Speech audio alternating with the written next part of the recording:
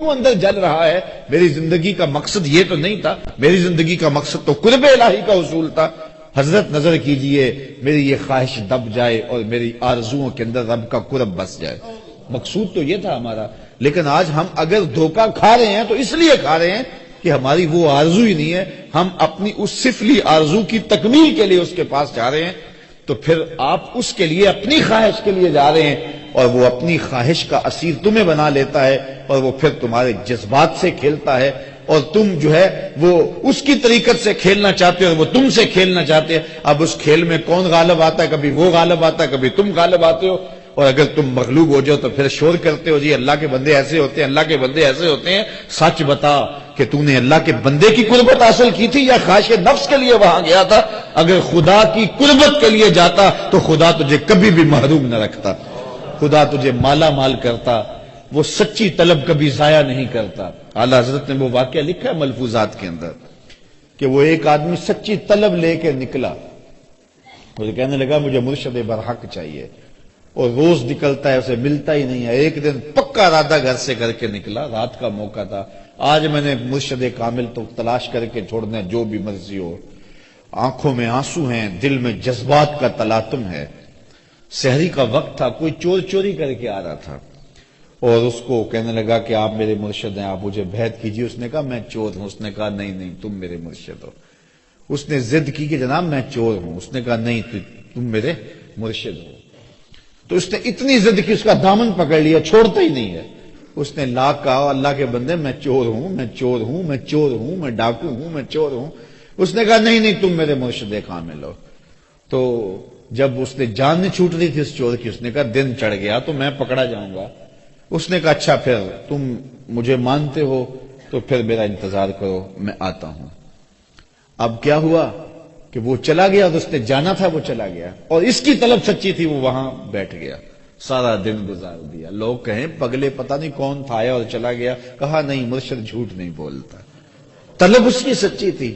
اور اگلی رات آئی اور وہ وہاں بیٹھا رہا۔ اللہ اکبر۔ پھر آرڈر ہوا حضرت خضر علیہ السلام کو کہ وہ تو چلا گیا ہے، وہ واقعی چور تھا، لیکن اس کی طلب سچی ہے، جا اس کے سینے کو نور سے بھر دے۔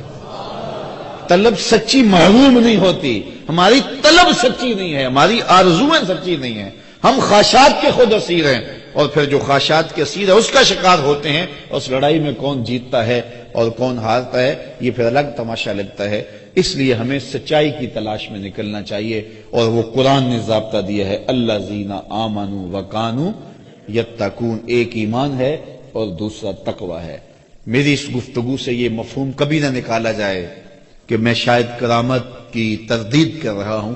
میں نے ابتدا میں کہا ہے کرامت من حیث الکرامت، اس کا انکار کفر ہے، اور کرامات کا انکار جو ہے وہ اگر قرآن مجید کے دامن میں ہے تو ان کا انکار بھی کفر ہے۔ جس طرح حضرت مریم سلام اللہ علیہا کی کرامت کا ذکر ہے، معروف ذکر ہے کتاب اللہ میں کہ حضرت حنا سلام اللہ علیہا اللہ کی جلیل القدر بندی ہیں۔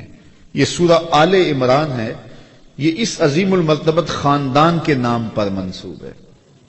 حضرت حنا حضرت عمران کی بیوی ہیں، اور اس جوڑے کے ہاں اولاد نہیں تھی، صبر شکر کر کے زندگی کاٹ رہے تھے۔ کوئی بات نہیں، اگر اولاد نہیں ہے تو کوئی بات نہیں، اللہ کی تقسیم پہ ہم راضی ہیں۔ ایک دن دوپہر کا وقت تھا، صحن میں چارپائی بچھائے آپ جو ہیں وہ لیٹی تھیں کہ کیا دیکھا کہ گھونسلے میں چڑیا نے بچے نکالے ہوئے، اور کہیں سے چڑیا اڑ کے جا کے دانہ اٹھا کے لاتی ہے، بچہ چونچ کھولتا ہے اور اس کی ماں اس کی چونچ میں دانہ ڈالتی ہے۔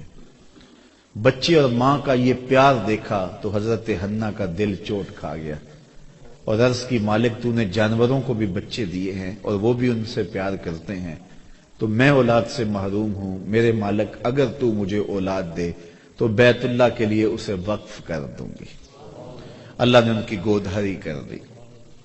ہوتا یہ تھا کہ جب اولاد ہوتی تو پہلا بچہ ہوتا اس بیٹے کو بیت المقدس کے لیے وقف کر دیا جاتا۔ 300 حجرے تھے بیت اللہ کے آس پاس جہاں اس طرح کے بچے رہتے تھے، لیکن جب ولادت کے لمحے آئے تو وہ بیٹا نہیں تھا، وہ بیٹی پیدا ہوئی۔ حضرت حنا بہت پریشان ہوئی کہ ان کو مردوں کے ہجوم میں کیسے رکھوں گی۔ تو کہا مالک یہ تو بیٹی پیدا ہوئی ہے. کہا ہنہ پریشان نہیں ہونا، جس طرح کی ہم نے تمہیں بیٹی دی ایسے بیٹے بھی نہیں ہوتے. اور اس بیٹی کا نام تھا مریم سلام اللہ علیہ، جو حضرت عیسیٰ کی والدہ بنی سلام اللہ علیہ. تو حضرت مریم کی ولادت ہوئی. جب منت پوری کرنے کا وقت آیا، انہوں نے شعور کی زندگی میں قدم رکھا تو اپنی منت یاد آئی، تو پھر دوبارہ پریشانی جاگ پڑی کہ اب مردوں کے ہجوم میں اس خاتون کو کیسے رکھا جائے. تو یہ طے پایا کہ کوئی بوڑھا بزرگ آدمی اس کی کفالت اپنے ذمے لے لے اور اس کی ضروریات کا وہاں خیال رکھے. اور جب یہ طے پایا تو بہت سارے لوگ اس عالی مرتبت خاندان کی صاحبزادی کو اپنی کفالت میں لینے کے لیے بے چین ہو گئے. حتیٰ کہ لوگوں کا جب زیادہ تقاضا ہوا تو قرعہ ڈالا گیا، اقلام ڈالی گئی. قرعہ فال نکلا حضرت زکریا علیہ السلام کے نام. یہ قرآن ہمیں ساری کہانی بتاتا ہے. سورہ آل عمران میں حضرت زکریا 120 سال کی عمر میں تھے اور ان کی زوجہ تھی 99 سال کی عمر میں، اور یہ جوڑا بھی اولاد سے محروم تھا. پیغمبر تھے حضرت زکریا علیہ السلام اور سکے خالو لگتے تھے حضرت مریم سلام اللہ علیہ. تو ان کے نام قرعہ نکلا. تو حضرت مریم کو انہوں نے بیت المقدس کے آس پاس ایک متعینہ حجرے کے اندر ٹھہرا دیا، مصلی بچھا دیا اور ضرورت کی چیزیں انہیں باہم پہنچانے لگے. حضرت مریم دن کو روزہ رکھتی اور رات کو عبادت میں بسر کر دیتی. حضرت زکریا ان کا خیال رکھتے، ضروریات کو پورا کرتے. جب کہیں جانا ہوتا تو حجرے کا دروازہ باہر سے بند کر دیتے، تالا لگاتے اور چلے جاتے. ایک دفعہ تالا لگا کے کہیں گئے تھے، واپس آتے ہوئے دیر ہو گئی اور افطار کی گھڑیاں آ گئیں. سارا دن روزے سے تھی حضرت مریم. تو حضرت زکریا وقت پہ پہنچ نہ پائے. دل میں بڑی تشویش تھی کہ بیٹی نے روزہ کھولنا ہے اور میں پہنچ نہیں پایا اور افطاری نہیں دے سکا. خیر جلدی جلدی گئے، جا کے دروازہ کھولا. وجد عندها رزقا. دروازہ کھولا تو کیا دیکھا، وہاں بے موسم پھل پڑے ہوئے. تو حضرت زکریا بڑے پریشان ہو گئے کہ اندر سے کوئی باہر نہیں آ سکتا، باہر سے کوئی اندر نہیں جا سکتا، تالا لگا ہے، دروازہ مقفل ہے، اور پھر پھل اور وہ بھی بے موسم. قال یا مریم ان لک ھذا. اے مریم یہ پھل کہاں سے آئے؟ حیرت سے کہا.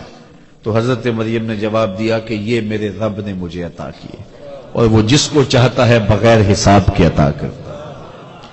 اب حضرت زکریا علیہ السلام کا میں نے بتایا 120 سال عمر تھی اور ان کی زوجہ کی عمر 99 سال تھی اور یہ جوڑا بھی اولاد سے محروم تھا.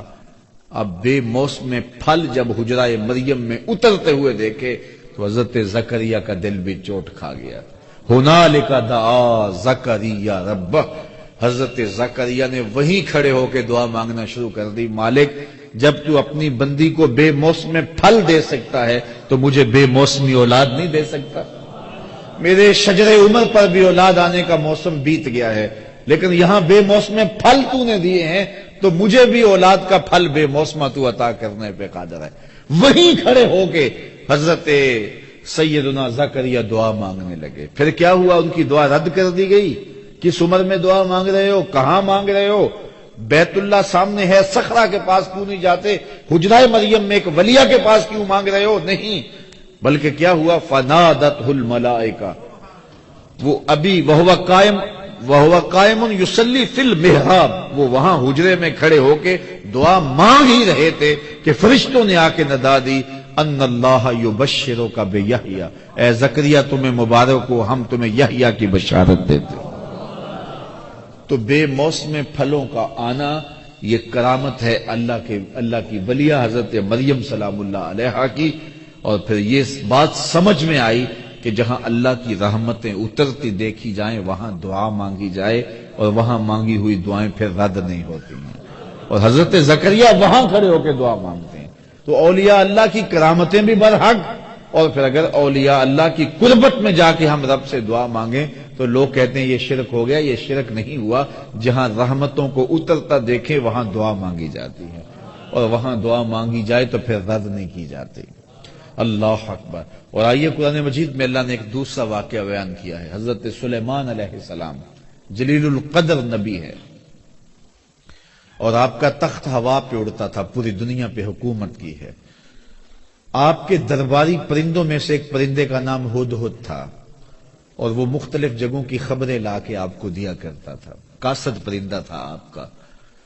کچھ دن غائب رہا تو فرمایا کہ میں ہدہد کو نہیں دیکھ رہا، اگر اس نے کوئی معقول بہانہ نہ کیا، کوئی بات نہ بتائی تو میں اس کو قتل کر دوں گا، ذبح کر دوں گا، یا شدید اس کو سزا دوں گا۔ خیر وہ آیا، اس نے ساری کہانی سنائی کہ حضرت میں ملک سبا میں نکل گیا تھا، وہاں ایک عورت ہے جو تخت و تاج کی مالکہ ہے، اور اس کا تخت اتنا بڑا ہے کہ 60 ہاتھ چوڑا، 80 ہاتھ لمبا، اور 1 ہاتھ شرم جو ہے وہ کونی تک ہوتا ہے۔ تو کہا اتنا لمبا چوڑا اس کا تخت ہے جو موتیوں سے مرصع ہے اور قیمتی دھاتوں سے بنا ہوا ہے، 7 حصاروں میں ہے، 7 جو ہے وہ دیواریں ہیں اس کے گرد، وہاں اس کی کچہری لگتی ہے، اور وہ لوگ سورج کو پوجتے ہیں۔ تو وہ خبر دی تو حضرت سلیمان نے ایک خط لکھا، اور خط کے اوپر بسم اللہ الرحمن الرحیم لکھا، اور کہا یہ میرا خط لے جاؤ اور جا کے اس کے تخت پہ پھینکاؤ، پھر دیکھو وہ کیا کہتے ہیں۔ وہ ہدہد حضرت سلیمان کا دیا ہوا خط لے کے ملک سبا میں پہنچتا ہے، جو وہاں سے 1 مہینے کی مسافت پر تھا، اور وہاں جا کے اس نے وہ کاغذ کا ٹکڑا جس کے اوپر یہ لکھا ہوا تھا آپ کے خط کی عبارت وہاں پھینک دیا۔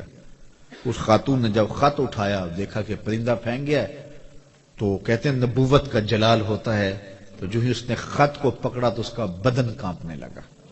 خیر اس نے صنادید اپنی قوم کے سردار بلائے، اور وہ کہتے ہیں 12,000 سردار تھے، ان کو بلا کے کہا کہ میرے پاس ایک معزز خط آیا ہے، اور اس میں یہ لکھا ہے کہ فرما بردار بن کے میرے پاس آؤ، اب بتاؤ کیا کرنا ہے۔ قوم نے کہا، جو سردار تھے قوم کے، اس میں آیان سلطنت بھی تھے، وزراء بھی تھے، اس میں فوجی زعماء بھی تھے، عسکری قوتوں کے سربراہ بھی تھے، سارے لوگ تھے، سیاسی عمائدین بھی تھے، سارے لوگ تھے۔ انہوں نے کہا کہ فوجی ہماری تیار ہیں، اسلحہ ہمارے پاس موجود ہے، قوم متحد ہے، مورال بڑا بلند ہے، کوئی ٹینشن نہیں ہے، اگر وہ حملہ کرتے ہیں تو ہم مقابلہ کریں گے، باقی رائے آپ کی ہے، جو آپ فیصلہ کریں ہم اس فیصلہ کے مطابق جو ہے وہ کریں گے۔ تو اس نے کہا کہ جب بادشاہ کسی ملک پہ حملہ کرتے ہیں تو پھر تاخت و تاراج کر کے رکھ دیتے ہیں، میں نہیں چاہتی کہ لڑائی کی نوبت آئے، میں ہدیہ بھیجتی ہوں، پھر دیکھتی ہوں کہ وہ کیا اس کا جواب دیتے ہیں۔ تو اس نے قاصد کو ہدیہ دیا اور حضرت سلیمان کے دربار میں بھیجا۔ وہ ہدیہ کیا تھا؟ مفسرین نے لکھا ہے کہ وہ ایک سونے کی اینٹ تھی، جس کو قیمتی کپڑے میں لپیٹ کر کے، تشتری میں سجا کر کے حضرت سلیمان کی بارگاہ میں پیش کرنے کے لیے قاصد صنعاء سے چلا اور حضرت سلیمان کے دربار تک پہنچا۔ حضرت سلیمان نے نور نبوت سے دیکھ لیا کہ وہ ایک اینٹ لے کر کے سونے کی آ رہا ہے، تو آپ نے اس کے آنے سے قبل اپنے دربار میں حکم نامہ جاری کیا کہ یہ جو دربار کو رستہ آتا ہے، اس رستے میں سونے کی اینٹوں کا فرش لگا دو۔ وہ ایک اینٹ لے کے آ رہا تھا، کہا یہاں سونے کی اینٹوں کا فرش لگا دو۔ اللہ اکبر! وہ اس پہ نازاں تھا۔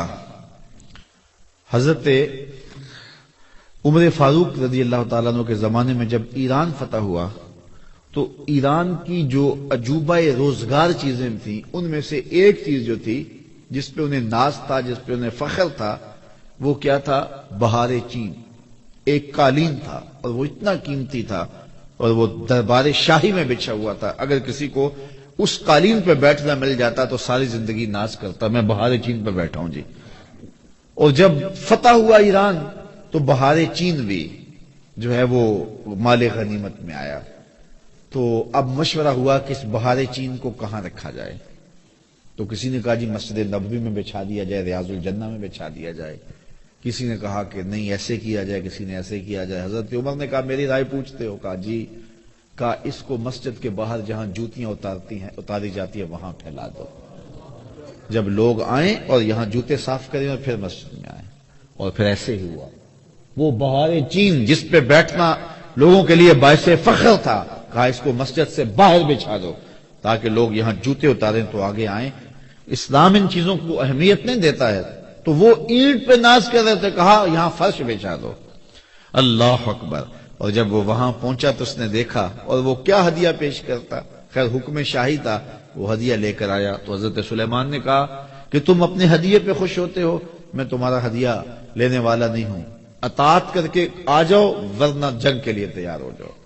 جا کے اس نے پھر بتایا جا کے کہ حضرت ہم وہاں گئے ہیں ایک اینٹ لے کر، وہاں تو فرش میں بچھی ہوئی اینٹیں نظر آ رہی، ان کو ہمارے ان ہدیوں کی کوئی ضرورت نہیں ہے، وہ تو انہوں نے قدموں میں ڈال کے رکھی ہیں۔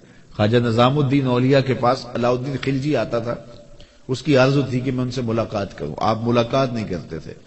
آپ نے فرمایا کہ فقیر کی خانقاہ کے 2 دروازے ہیں، اگر تو ایک دروازے سے آئے گا دوسرے سے باہر نکل جاؤں گا، اور اگر تم نے زیادہ ضد کی طرح شہر چھوڑ جاؤں گا۔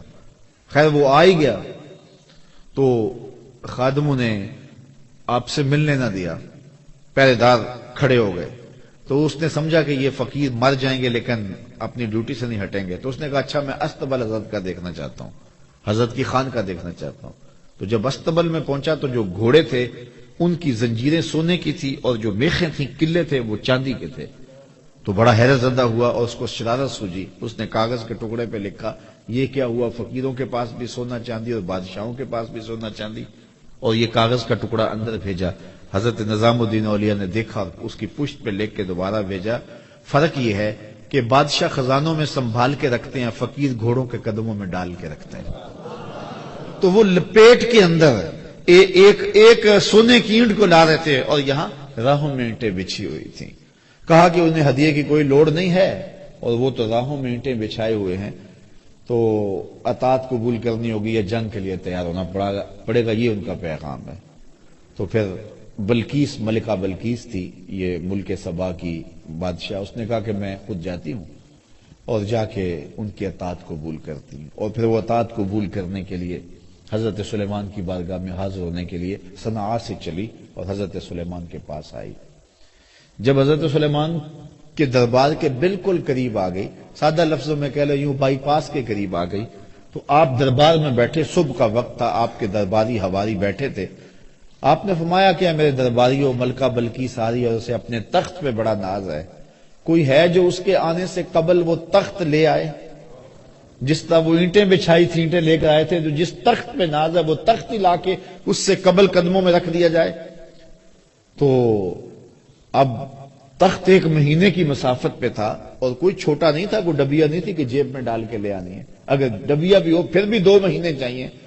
پھر وہ تخت 7 مکفل 4 دیواریوں میں تھا، اور پہرے دار کھڑے تھے، تالے لگے تھے، مزاحمت کے بعد اس کو ٹکڑوں میں بانٹ کر بھی لانا ہو تو سال چاہیے، لیکن آپ نے فرمایا وہ باہر آ گئی، یہاں بائی پاس کے قریب آ گئی ہے، تو کوئی ہے جو لے آئے؟ ایک جن اٹھا، قال عفریت من الجن، ایک جن نے کہا حضرت میں لاتا ہوں۔ اچھا کتنی دیر تک لاؤ گے؟ کہا مجلس برخاست ہونے تک لے آؤں گا۔ یہ صبح کا وقت تھا اور مجلس برخاست ہوتی تھی چاشت کے بعد، دوپہر کے وقت۔ اس نے کہا میں دوپہر تک لے آؤں گا، بہت بڑی بات تھی۔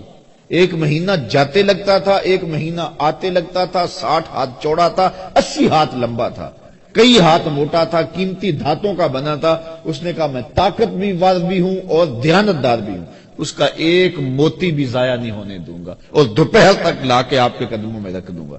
بہت بڑی بات تھی، لیکن حضرت سلیمان نے کہا نہیں، مجھے اس سے بھی پہلے چاہیے، مجھے اس سے بھی پہلے چاہیے۔ قال الذی عندہ علم من الکتاب، پھر وہ اٹھا جس کے سینے میں زبور کا علم تھا۔ آصف بن برخیہ نام لکھا ہے مفسرین نے، اور آپ کا خالو زاد تھا، یہ آپ کا بھانجا تھا اور آپ کا امتی تھا، اسم اعظم جانتا تھا۔ وہ اٹھ کے کھڑا ہوا، حضرت انا آتی کا بے ہی، میں حاضر کر دیتا ہوں۔ کہا یہ تو دوپہر تک کا وقت دے رہا جن، تم کتنی دیر تک لاؤ گے، کتنا وقت لو گے؟ تو آصف بن برخیہ بولے میں اپنی جناب جانب سے نہیں کہہ رہا، قرآن کہہ رہا ہے۔ قال الذی عندہ علم من الکتاب، جس کے سینے میں کتاب اللہ کا علم تھا وہ بولا انا آتی کا بہی، میں حاضر کر دیتا ہوں۔ کتنی دیر لگے گی؟ قبل ان یرتد الیک طرفک، حضور آپ آنکھ بعد میں جھپکیں گے، تخت پہلے پڑا ہوا۔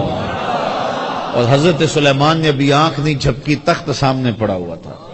اللہ اکبر۔ تو جب تخت سامنے نظر آیا تو بے ساختہ کہا ھذا من فضل ربی، یہ میرے رب کا فضل ہے جس نے میری چوکھٹ کے ایک غلام کو یہ شان دی ہے۔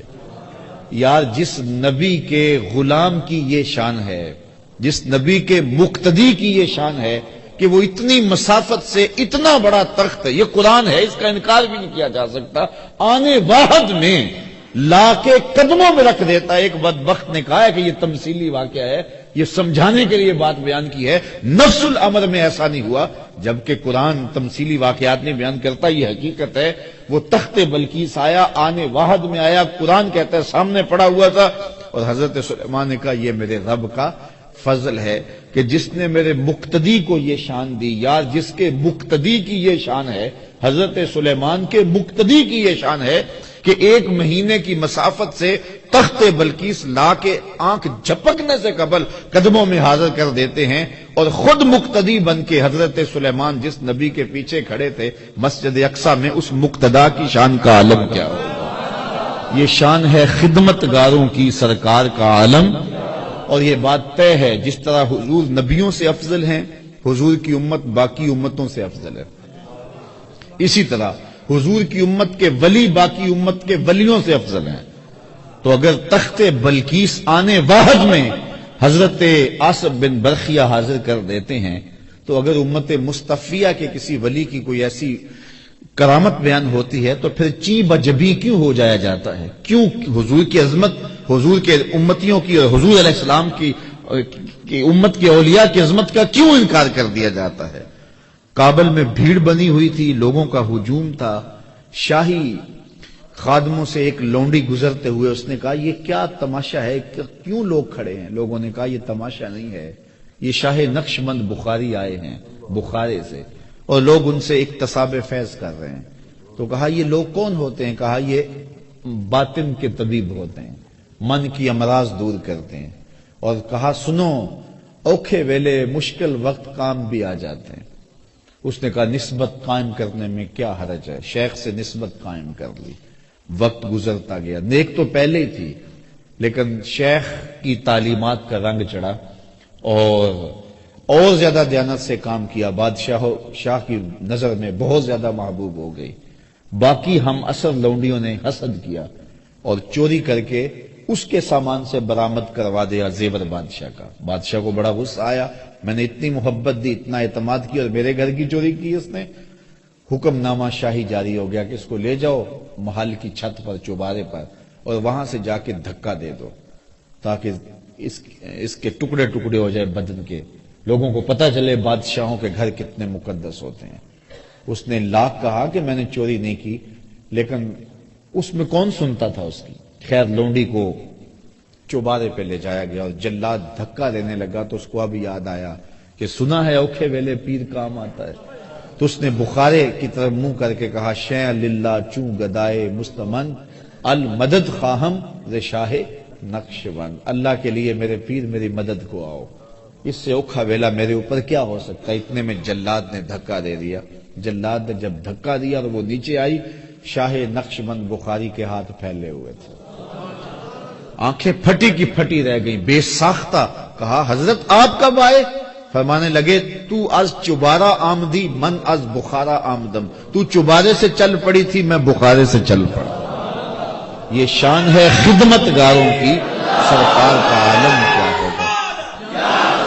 تو اللہ تعالیٰ نے اپنے ولیوں کو یہ طاقتیں دی ہوئی ہیں، یہ توانائیاں دی ہوئی ہیں، تو کرامت کا انکار نہیں ہے، لیکن یہ بات ذہن میں رکھیں کہ اللہ کے ولی کی پہچان اور معرفت جو ہے وہ ایمان اور تقوی سے ہے، اور ان کا درس اور ان کی تگ و تاز، ان کی جد و جہد لوگوں کے ایمان کی مضبوطی اور تقوی کی صفات کو روحوں میں اتارنا اور باطن میں پیدا کرنا، یہ ان کا مشن ہے، یہی ان کی زندگی ہے۔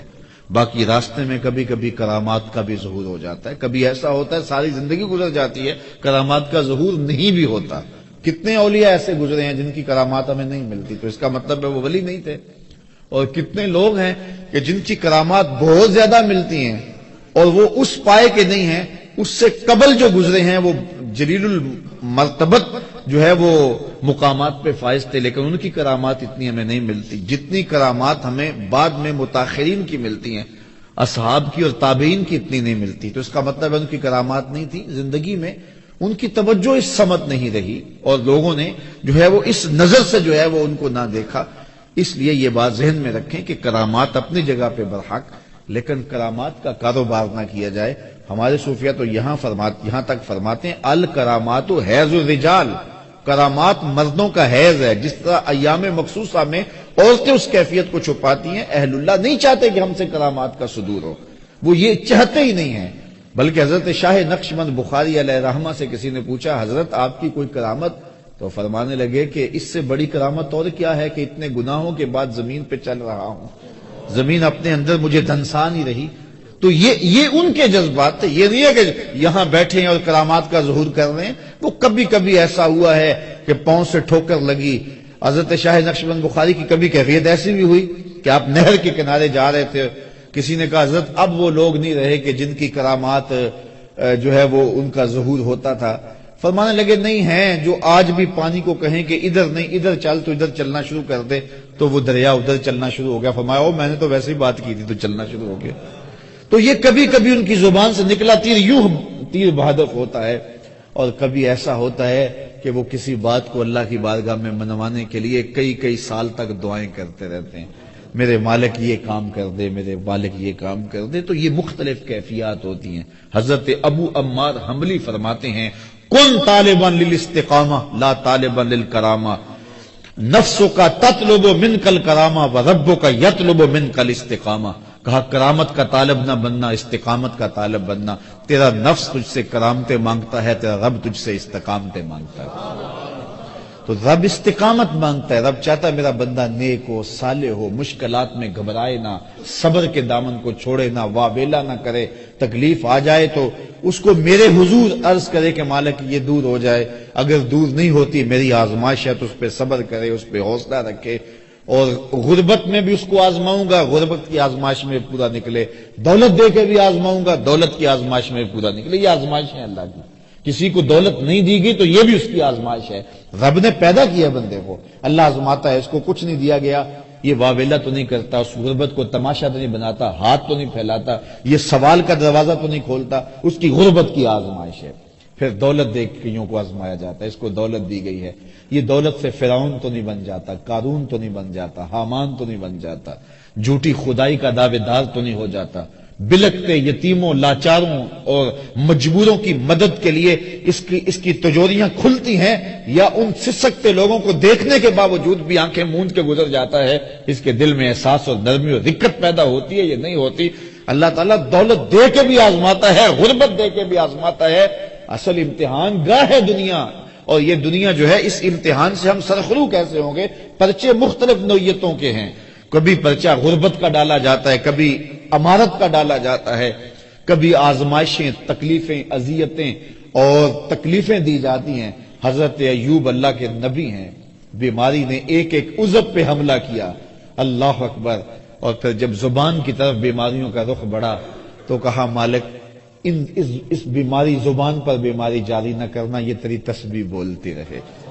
اللہ شکایت نہیں کی ہے، ایک عضو جو ہے بیماری کا شکار ہوتا ہے، لیکن شکایت نہیں کی۔ حضرت یوسف علیہ السلام کی آزمائشیں دیکھو، کبھی کنان کے اندھے کنویں میں ڈالا جاتا ہے، اور پھر مالک ابن زغر کی قید میں آتے ہیں، اور پھر مصر کے شہنشاہ کے گھر میں جاتے ہیں تو کتنی ریشمی آزمائش بچتی ہے، یہ فریفتہ ہو جاتی ہے عزیز مصر کی بیوی، اور حضرت یوسف علیہ السلام کے لیے ایک مصیبت بن جاتی ہے کہ جس نے مجھے مالک ابن زغر سے خریدا، جس نے میرے لیے آسودہ ماحول پیدا کیا، اور آج میں کیا اس کے گھر میں خیانت کروں؟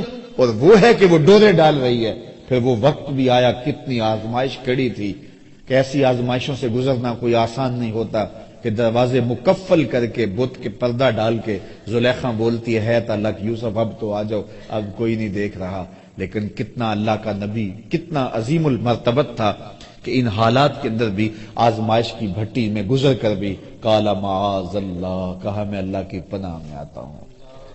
اور پھر اس آزمائش سے نکلے تو پھر کیا ہوا کہ وہ خواتین آ گئی مصر کی اور انہوں نے انگلیاں کاٹ لی، اور یہ بلوائی تو زلیخا نے تھی، اور وہ کہتی تھی غلام پہ دل ہار گئی، شہرا ہو گیا نا اس بات کا، تو اس نے بلوایا سب کو اور پھل دیے۔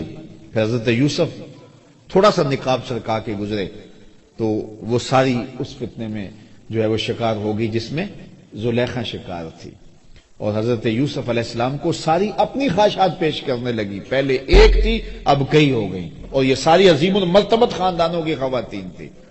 حضرت یوسف علیہ السلام پریشان ہو کے اس آزمائش سے نکلنے کے اللہ کی بارگاہ میں کیا عرض کرتے ہیں, مالک اس آزمائش سے بہتر ہے میں قید میں چلا جاؤں. اور پھر 7 سال تک حضرت یوسف علیہ السلام قید میں رہے, اپنی عصمت بچانے کے لیے, آبرو بچانے کے لیے. زندگی آزمائشوں کا نام ہے, مشکلات کا نام ہے. کیا میں نے اس خاکداں سے کنارہ جہاں رزق کا نام ہے آب و دانہ, پلٹنا جھپٹنا جھپٹ کر پلٹنا لہو گرم رکھنے کا ہے ایک بہانہ. پرندوں کی دنیا کا درویش ہوں میں کہ شاہی بناتا نہیں آشیانہ. نبیوں کی آزمائشیں ہوئی ہیں. امام رازی نے لکھا ہے مکے سے لے کر طائف تک 70 ایسے نبیوں کی قبریں ہیں جن کی وفات صرف بھوک کی وجہ سے ہوئی ہے, صرف بھوک کی وجہ سے ہوئی ہے. یار ہمیں کیا آزمائش آئی کہ دوڑ کے بابے کے پاس چلے جاتے ہیں, بے عمل بابے کے پاس جا کے اپنا ایمان بھی لٹا دیتے ہیں. کتنی آزمائشیں آئی ہیں ان کے پاس. جلتی ہوئی چیخا میں پھینکا نہیں گیا, بیٹے کی گردن پہ چھری رکھنے کی آزمائش سے نہیں گزارا گیا, اور وادی غیر ذی زرع میں اپنے بیٹے کو چھوڑنے کی تلقین نہیں ہوئی. کن کن آزمائشوں سے نہیں گزرے یار, میرے اور آپ کے آقا و مولا کن آزمائشوں سے نہیں گزرے.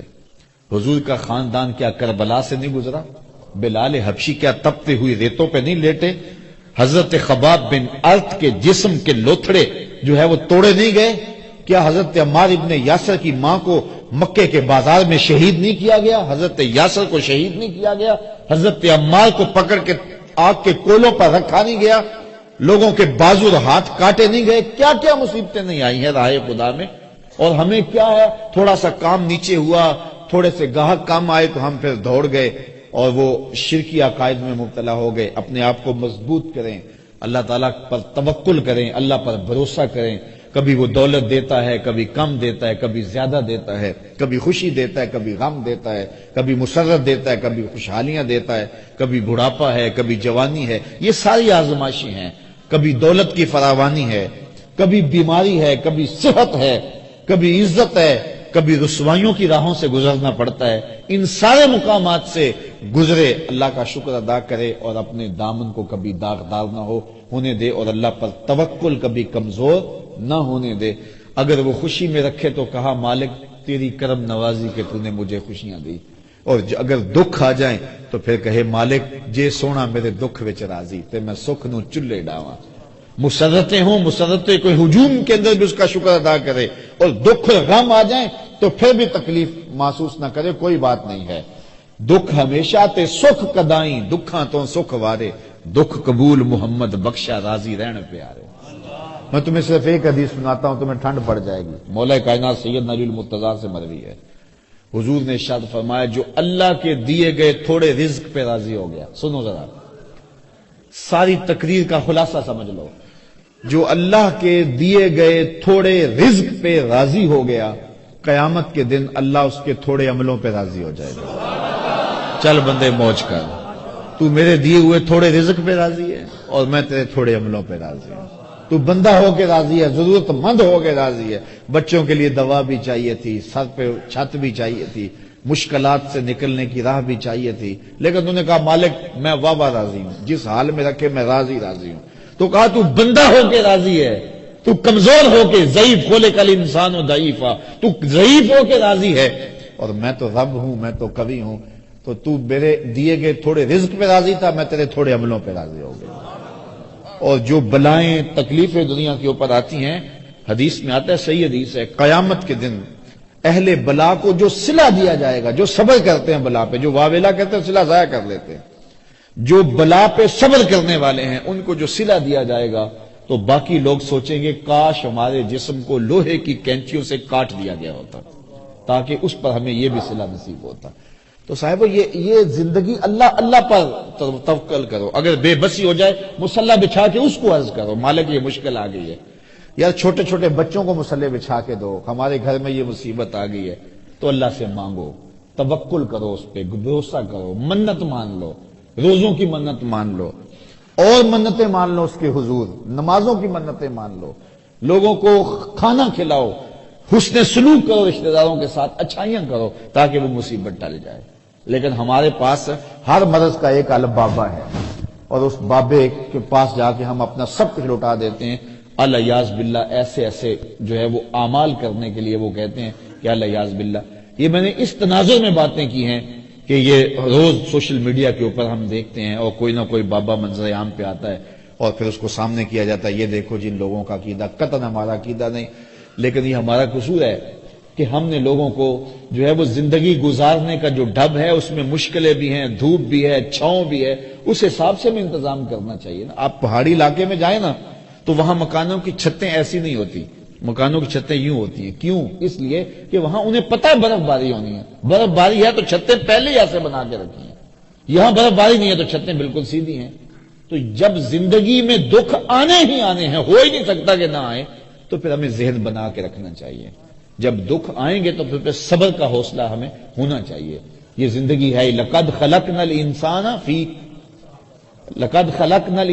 فی کبد، ہم نے انسان کو مشقتوں میں رہتا پیدا کیا ہے۔ فارمی چوزا نہیں ہے کہ ہوا بھی چلے تو گر جائے، نہیں، حالات کی تلخیوں کو سہے، مقابلہ کرے۔ ہم نے یہ سمجھا، ہر وقت بندہ یہ چاہتا ہے میرے پاس اتنی دولت آ جائے، یہ ہو، میرے پاس جو ہے وہ اس طرح کا بنگلہ ہو، اس طرح کی گاڑی ہو، یہ آسودہ زندگی ہو، اور اسی چکر میں ہم اپنی ساری زندگی برباد کر دیتے ہیں ان چیزوں کے حصول میں۔ مل جائے تو اللہ کا شکر ادا کرو، نہیں ملو تو مالک جس حال میں تو رکھے اس حال میں میں راضی ہوں۔ یہ کام اوکھا بڑا ہے، لیکن کوئی راضی ہو کے تو دیکھے پہ رب کی کرم نوازیوں کے کتنے میہ برستے ہیں۔ تو اپنی زندگیوں کو مالک کی دہلیز پہ رکھیں، مالک کی چوکھٹ پہ رکھیں، دکھ آئے سکھ آئے، ہم دھوپ میں ہوں پھر بھی اللہ کے ہوں، چھاؤں میں ہوں پھر بھی اللہ کے ہوں، برستی بارش ہوں پھر بھی اسی کے ہوں۔ یہ نہیں ہے کہ کوئی تھوڑی سی تکلیف آئی تو بھاگ کے کسی اور چھپر تلے چلے گئے، نہیں، مالک ہم تیرے ہی ہیں، بھوک دے گا پھر بھی تیرے ہی ہیں، پیاس دے گا پھر بھی تیرے ہیں، کربلائیں آئیں گی پھر بھی تیرے ہیں، مشکلیں آئیں گی پھر بھی تیرے ہیں، پاؤں میں زنجیریں ہوں گی، ہاتھوں میں ہتھ کڑیاں ہوں گی، گھسیٹا جائے گا، نعرے تیرے نام کے ہی ماریں گے۔ بلال حبشی کو جب مارا جا رہا ہے وہ آگے سے مسکرا رہے تھے، کسی نے کہا بلال یہ عجیب تماشا ہے، تمہارا آقا تمہیں مارتا تم آگے سے جو ہے وہ روتے نہیں ہو، ہنستے ہو؟ تو بلال مسکرا کے فرمانے لگے تم بازار میں جاؤ نا مٹی کا پیالہ خریدنے، تو اس کو بھی ٹھونک بجا کے دیکھتے ہو کہیں کچا تو نہیں، اس کی آواز تو ٹھیک ہے؟ کہا میرا مالک بلال کو دیکھ رہا ہے، کہیں کچا تو نہیں، اس کی آواز تو ٹھیک ہے؟ میں کہتا ہوں مالک خرید لے بلال کو، کھال ادڑ بھی جائے گی، حق کی آواز ختم نہیں ہوگی، زخم پہ زخم کھا کے جی، خون جگر کے گھونٹ پی، آہ نہ کر لبوں کو سی، یہ عشق ہے دل لگی نہیں۔ وآخر دعوانا ان الحمدللہ رب العالمین۔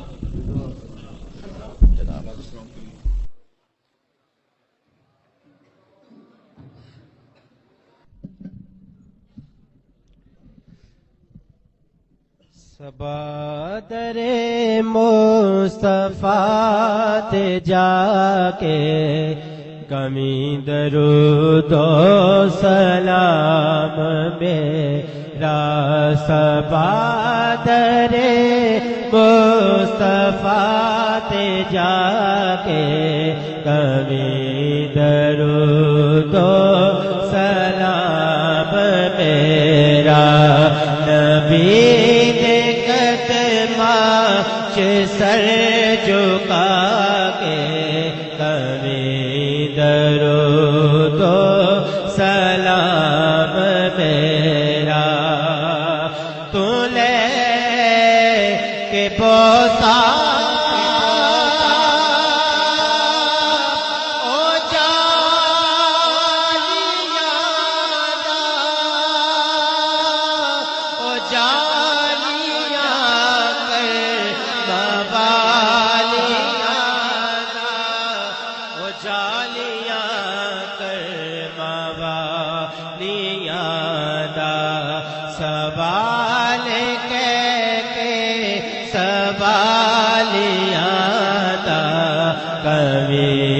درود و سلام میرا، صبا در مصطفیٰ تے جا کے کبھی درود و سلام میرا، دست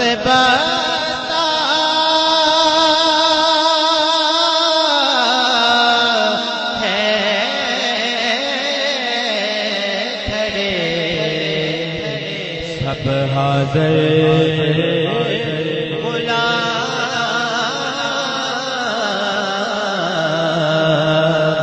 پیش کرتے ہیں غلام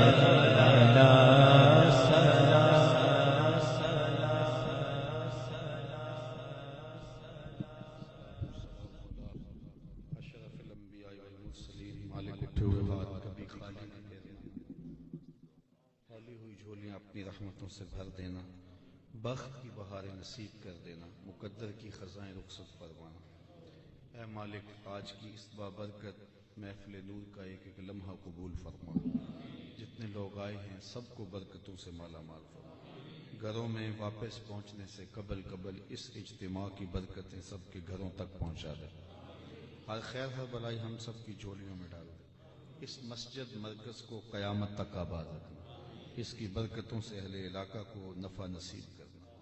اے اللہ، مسجد کے ساتھ متصل جو ادارہ ہے اس کو مزید ترقیاں نصیب فرمانا، حضرت کے کام میں برکتیں عطا فرمانا، اپنا خاص کرم تمام علماء کرام کے شامل حال فرمانا، خاص طور پہ اس مسجد کی آبادیاں اور اس مسجد کی رونقیں قیامت تک آباد رکھنا، اپنا خاص کرم پوری امت مسلمہ کو نصیب فرمانا۔